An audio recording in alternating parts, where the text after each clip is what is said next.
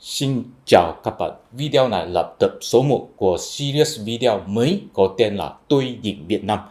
Trước khi đi vào nội dung chính, tôi muốn nói rõ một điều là thật ra Tôi Diễn Việt Nam chủ yếu là vì muốn câu view. Tại vì dù sao tôi là một người nước ngoài, cho nên kiến thức của tôi về Việt Nam là không đủ. Nhưng mà bây giờ tôi đã phải dựa vào làm YouTube để kiếm tiền rồi, cho nên tôi không có thời gian đi nghiên cứu kỹ hơn nữa. Cho nên câu chuyện tôi về Việt Nam tất nhiên là rất cá nhân, là có so sánh với Trung Quốc và các quốc gia ở trên thế giới. Hy vọng các bạn từng coi video này là một chương trình giáo dục mà là một chương trình giải trí có mang một chút tính kiến thức. Nếu vậy thì tôi đã mãn nguyện rồi. Ok, nói về Tôi Diễn Việt Nam, chủ đề đầu tiên là sức sống của Việt Nam. Các bạn thân mến, ấn tượng đầu tiên tôi về Việt Nam tức là trước khi tôi gặp mặt với vợ tôi là một biểu diễn múa rối nước ở Expo Thượng Hải vào năm 2010. Bây giờ tôi không thể tìm được video của biểu diễn đó rồi, nhưng mà tính đó ở Expo Dubai vào năm 2020 cũng có biểu diễn tương tự. Và khi tôi coi video đó, cảm giác của tôi khi đó ngay lập tức quay trở lại. Đó chính là ấn tượng đầu tiên tôi về Việt Nam. Tôi có thể cảm thấy một sức sống rất mạnh của Việt Nam. Xin coi.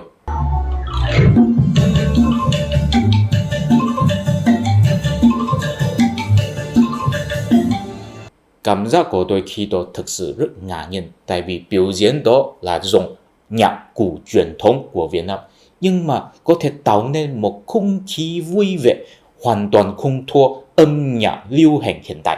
Theo tôi, đó là một đặc sắc có thể phân biệt kiểu Việt Nam với kiểu Trung Hoa.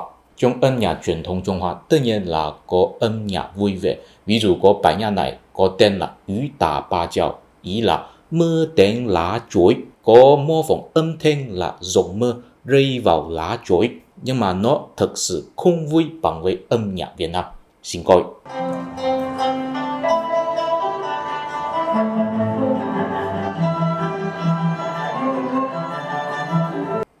Vui không? Cũng vui. Bài nhạc này là âm nhạc của Quảng Đông, cũng có một kiểu tiếp cận với kiểu Đông Nam Á, tại vì tên là mưa đánh lá chuối, nhưng nó thực sự không vui bằng với âm nhạc Việt Nam. Các bạn thấy sao? Theo tôi, tại vì nó thiếu nhạc cụ gõ. Chúng ta có thể thấy rằng trong bài nhạc của Trung Hoa này chỉ có một nhạc cụ gõ là cái này, gọi là dân cầm. Âm thanh của nó là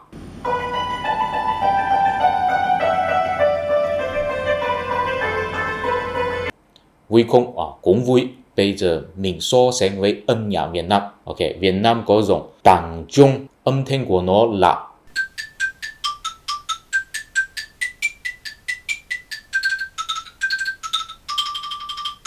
các bạn có thấy không? Ngay cả là tàng trung mini cũng vui hơn dân cầm của Trung Hoa. Theo tôi, tại vì âm thanh của dân cầm có mang tính trang nhiên, còn âm thanh của tàng trung là mang tính tự nhiên nhiều hơn, cho nên nó dễ hơn tạo ra một không khí vui vẻ, có thể trực tiếp cảm kích tình cảm của con người. Ở đây tôi muốn đưa ra một giả thuyết cho rằng dùng nhạc cụ gõ để tạo nên một không khí vui vẻ, cảm kích tình cảm của con người, đó là một dấu vết của bổ sung của văn hóa Đông Nam Á. Và dựa trên đó chúng ta có thể quan sát nguồn sức sống của Việt Nam. Các bạn thân mến, thật ra dùng nhạc cụ gõ để tạo ra một không khí vui vẻ không phải là một đặc sắc của âm nhạc Việt Nam thôi, tại vì chúng ta cũng có thể tìm thấy ở trên các quốc gia của Đông Nam Á, ví dụ Indonesia.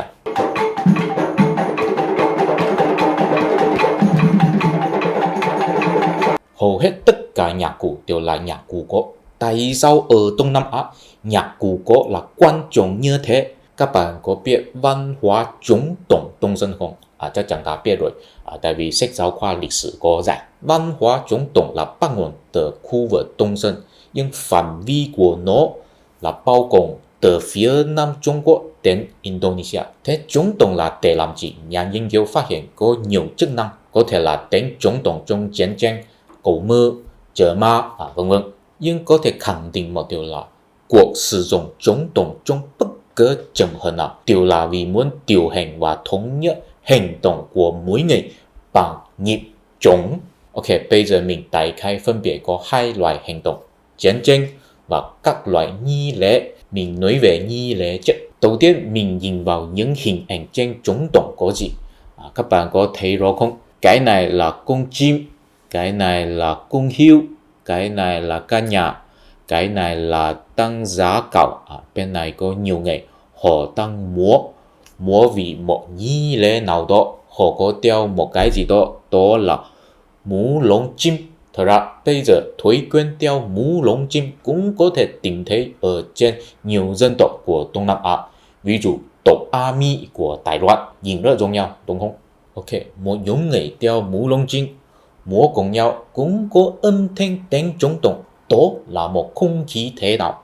Theo tôi, đó là một không khí thân thiện và bình đẳng. Nói đến đây có lẽ có người hỏi rằng khi đó là một công xã nguyên thủy chưa có quốc gia, tất nhiên là rất bình đẳng, có gì đáng thấy kỳ lạ. Theo tôi, câu chuyện là không phải đơn giản như vậy. Tại vì trong khi cổ xưa nếu có một xã hội có thể chế tạo tổ tộc thì ý là xã hội đó có năng lực xây dựng quốc gia rồi, cũng có ý là giai cấp xã hội đã có phân hóa rồi. Tại sao? Tại vì trước khi nhân loại bước vào thời đại tổ tông là thời đại tổ đá, và trong thời đại tổ đá ai đều có thể chế tạo công cụ, tại vì chỉ là dùng đá thôi. Ví dụ cho tôi một cái đá, tôi có đánh sát, ok, làm xong rồi, dễ. Nhưng nếu sau khi bước vào thời đại tổ tông, ok, cho tôi một mệnh đồng, tôi không làm được. Tại vì chế tạo tổ tông phải có một cái lò để luyện kim chất, cho nên trong thời đại tổ tông chắc chắn phải có một chính phủ nguyên thủy đầu tư xây dựng một cái lò để luyện kim, và có sự phân hóa giai cấp, có thể để một số người chuyên môn luyện kim, chuyên môn chế tạo tổ tông. Cho nên khi có chống động, tất nhiên là họ đã bước vào thời đại tổ tông, cũng biểu thị xã hội của họ đã có phân hóa ra người thống trị và người bị thống trị rồi. Và mấy các bạn nhìn kỹ hơn, ăn mặc của họ không giống nhau lắm. Con người này có lẽ là thủ lĩnh, tại vì có cầm vũ khí trong tay. Con người này là nhạc sĩ, đang thổi sáo. Con người này không biết là phù thủy hay là nhạc sĩ, tại vì không biết cái mà trong tay này là nhạc cụ hay công cụ ma thuật. Nói nhiều thế tôi muốn biểu đạt gì? Tôi muốn biểu đạt đó chính là một bản sắc của văn hóa Đông Nam Á, tức là ngay cả đã phân hóa ra người thống trị và người bị thống trị, nhưng trong các trường hợp của các loại nghi lễ, họ vẫn thích múa cùng nhau trong một không khí thân thiện và bình đẳng. Tôi biết nói đến đây chắc chắn có người hỏi rằng thế liên quan gì đến sức sống? Có liên quan. Tại vì chính là vì có tính bình đẳng và tính thân thiện này, sức chiến đấu mới có thể mạnh lớn. Các bạn thân mến, hình như có một định kiến cho rằng so sánh với người dân du mục, sức chiến đấu của người dân trồng lúa là yếu hơn. Theo tôi, không nhất định. Tôi tin rằng có định kiến này là vì coi lịch sử Trung Quốc. Tại vì trong lịch sử Trung Quốc hình như là dân số du mục chỉ có mấy nghìn người, nhưng mà khi chiến đấu với người dân Trung Quốc mà có mấy trăm nghìn người dân du mục vẫn thắng lợi. Tôi muốn bảo cho các bạn một điều rằng, thật ra nông dân Trung Quốc ngày xưa không giống với nông dân Việt Nam ngày xưa, hoặc nông dân Đông Nam Á ngày xưa. Trong lịch sử Trung Quốc, đặc biệt là sau khi triều Tống, ở nông thôn không có hưng quan, ở Việt Nam gọi là xã quan. Ở Việt Nam, xã quan là một người lãnh đạo của làng xã. Xã quan không phải là do nhà vua bổ nhiệm, mà là do người làng xã bầu cử. Nhưng mà ở Trung Quốc, sau khi triều Tống, người lãnh đạo của làng xã không phải là do người làng xã bầu cử, mà là do huyện liền bổ nhiệm. Ý là làng xã Trung Quốc không có năng lực tự trị nữa, mà là phải dựa vào chính phủ quản lý. Chính vì vậy, sức chiến đấu của nông dân Trung Quốc rất yếu. Tại vì đối với nông dân Trung Quốc là ngày xưa, họ là dựa vào chính phủ quản lý, họ không cần tự trị. Ý là họ cũng không có trách nhiệm bảo hộ bản thân mình, tại vì đó là trách nhiệm của chính phủ. Cho nên họ tập trung trồng trọt, sau khi nộp thuế cho chính phủ thì trách nhiệm của họ đã hoàn thành rồi. Và khi có chiến tranh, có người dân du mục xâm lược, ngay cả có nhiều người nông dân bị chiêu tập làm binh lính, nhưng mà họ hoàn toàn không có ý chí chiến đấu. Tại vì đối với họ, ai làm nhà vua không quan trọng lắm. Tại vì dù sao, họ đều phải dựa vào chính phủ quản lý, họ đều không có quyền lợi tự trị. Và trong ngày bình thường, họ cũng không có luyện tập chiến đấu. Tại vì trách nhiệm của họ chỉ là trồng trọt nộp thuế thôi. Cho nên khi họ ở trên chiến trường đối mặt với người dân du mục, chức năng của họ không phải là đi chiến đấu, mà chỉ là giả vờ có nhiều người binh sĩ thôi. Nhóm người thực sự đi chiến đấu vẫn là những người binh sĩ chuyên nghiệp của chính phủ thôi. Và sau khi những binh sĩ bị đánh bại, thì nông dân Trung Quốc có thể ngay lập tức đầu hàng. Đó mới là lý do làm người ta nghĩ rằng người dân du mục là mạnh hơn người dân trồng lúa. Sự thật là người dân trồng lúa của Trung Quốc quá yếu, không phải là người dân du mục quá mạnh. Quay trở về Việt Nam, trong lịch sử Việt Nam, xã quan không có bị xóa bỏ. Cho nên làng xã Việt Nam ngày xưa luôn luôn có năng lực tự trị, cũng luôn luôn biết mình phải bảo hộ bản thân mình, cũng có luyện tập chiến đấu vào ngày bình thường. Cho nên nông dân Việt Nam ngày xưa có sức chiến đấu không giống với nông dân Trung Quốc ngày xưa. Tại sao tôi có thể khẳng định điều này? Tại vì bây giờ ở nhiều làng xã của Việt Nam vẫn gìn giữ nhiều trò chơi có dấu vết là luyện tập chiến đấu. Ví dụ dấu vật, kéo co, dây du, bắt vị giấy áo, dây táo, bị mắt bắt dê, leo cổ lấy thừng, dây cơ nghề, đi cả kheo, vân vân. Tuy nhiên là người dân trồng lúa nhưng cũng có tinh thần thần vũ, có luyện tập chiến đấu. Theo tôi, đó không chỉ là một bản sắc của văn hóa Việt Nam, cũng là một bản sắc của văn hóa Đông Nam Á, là một truyền thống lưu truyền tới văn hóa chống tổng cổ xưa. Mời các bạn xem lại hình ảnh trên chống tổng. Ok, đó là một nhóm người ở trên thuyền và đều có cầm vũ khí. Đây là cây cung, đây là cái khiên, cái này là cái giáo, cái này là cái rìu.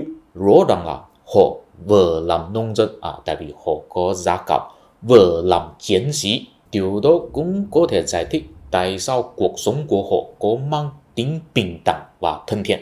Tại vì họ phải đi chiến đấu cùng nhau, không phải là dựa vào một chính phủ trung ương bảo hộ họ, mà là mình bảo hộ bản thân mình.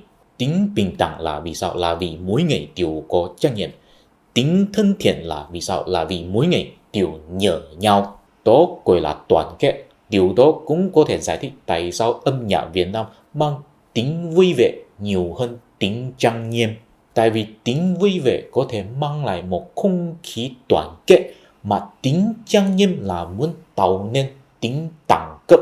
Nói chung, người dân Việt Nam ngày xưa không giống với người dân Trung Quốc ngày xưa. Khi người dân Trung Quốc ngày xưa đối mặt với người dân du mục, ví dụ người Mông Cổ, khi những binh sĩ chuyên nghiệp bị đánh bại, nông dân Trung Quốc thì ngay lập tức đầu hàng. Nhưng khi nông dân Việt Nam ngày xưa đối mặt với người Mông Cổ, họ là mỗi người đều là binh sĩ. Một làng xã là một quân đội, có bao nhiêu làng xã thì có bấy nhiêu quân đội. Cho nên người Mông Cổ không thể chinh phục được Việt Nam. Theo tôi, đó là một bản sắc của văn hóa Đông Nam Á. Xin để tôi tạm gọi nó là sức sống của làng xã hay là sức sống của bộ lạc. Và không chỉ là có Việt Nam đánh bại Mông Cổ, cũng có vương triều Minh Sai của Myanmar đánh bại Mông Cổ, cũng có vương quốc Majapahit của Indonesia đánh bại Mông Cổ. Theo tôi, đó là vì kết cấu của họ có gìn giữ một sức sống bộ lạc, cho nên không dễ bị chinh phục. Và theo tôi, cái mà gọi là văn hóa Trung Hoa thì không có sức sống này. Tại sao bây giờ Việt Nam là một quốc gia độc lập nhưng Quảng Đông là không phải? Theo tôi, chính là vì Quảng Đông mất đi sức sống này, cho nên mới bị văn hóa Trung Hoa đồng hóa. Thế chi tiết là như thế nào? Xin để tôi dành cho video tiếp theo. Cảm ơn các bạn, hy vọng các bạn tiếp tục theo dõi và ủng hộ kênh của tôi. Nếu có thể, xin donate cho tôi. Cảm ơn các bạn, mình hẹn gặp lại trong video tiếp theo. Bye bye.